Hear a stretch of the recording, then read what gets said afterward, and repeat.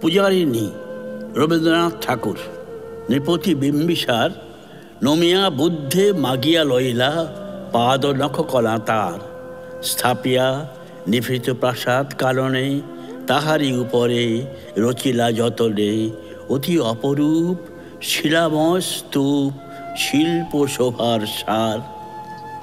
সন্ধ্যাবেলায় শুচিবাস পরি রাজবধূ রাজবালা আসিতেন ফুল সাজায় ডালায়, স্তূপ পদ বলে সোনার থালায় আপনার হাতে দিতেন জ্বালায় কনক প্রদীপ মালা।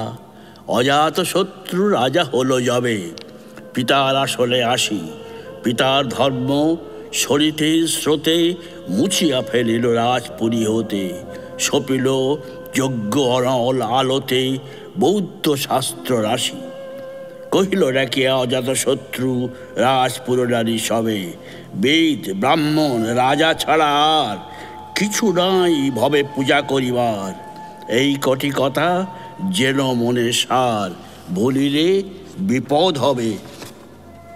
সেদিন শারদ দিবাবসান শিবতী নামে সে দাসী, পুণ্য শীতল সলিলে লাহিয়া পুষ্প প্রদীপ থালায় বাহিয়া, রাজ মহিষীর চরণে চাহিয়া নীরবে দাঁড়ালো আসি। শিহরি সভয়ে মহিষী কহিলা, এ কথা নাহি কি মনে? অজাত শত্রু করেছে রটনা, স্তূপে যে করিবে অর্ঘ্য রচনা, শুলের উপরে বলিবে সে জলা অথবা নির্বাসনে। সেটা হতে ফিরি গেল চলি ধীরে বধূ অমিতার ঘরে, সমুখে রাখিয়া স্বর্ণ মুকুর বাঁধিতেছিল সে দীর্ঘ চিকুর, আঁকিতেছিল সে যত্নে সিঁদুর সীমন্ত সীমা পরে। শিবতীরে হেরি বাঁকি গেল রেখা, কাঁপি গেল তার হাত, কহিল অবোধ কি সাহস বলে এনেছিস পূজা, এখনই যা চলে, কে কোথা দেখিবে ঘটিবে তাহলে বিষম বিপদ পাত। অস্তরবীর রশ্মি আভায় খোলা জানালার ধারে কুমারী শুক্লা বসি একাকিনী পড়িতে নিরত কাব্য কাহিনী, চমকি উঠিল শুনি কিঙ্কিনী চাহিয়া দেখিল দ্বারে। শিবতীরে হেরি পুঁথি রাখি ভূমে দ্রুত পদে গেল কাছে, কহে সাবধানে তার কানে কানে, রাজার আদেশ আজি কে না জানে, এমন করে কি মরণের পানে ছুটিয়া চলিতে আছে।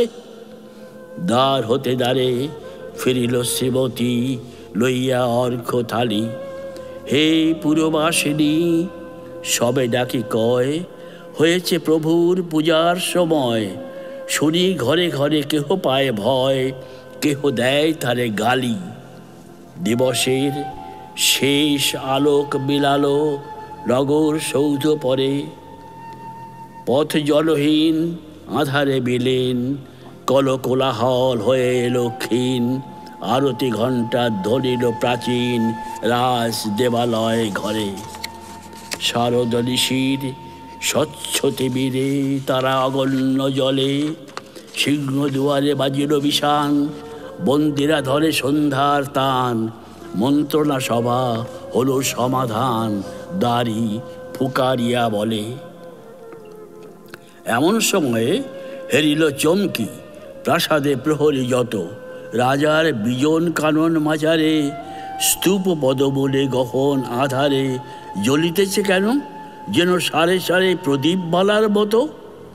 মুক্ত কৃপারে পুররক্ষক তখনই ছুটিয়া আসি শুধালো, কে তুই ওরে দুর্বতী, মরিবার তরে করিস আরতি।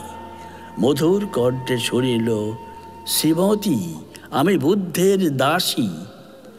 সেদিন শুভ্র পাষাণ ফলকে পড়িল রক্ত লিখা, সেদিন শারদ স্বচ্ছ নিশীতে প্রাসাদ কারণে নীরবে নিভৃতে, স্তূপ পদ বলে নিবিল চকিতে শেষ আরতির শিখা।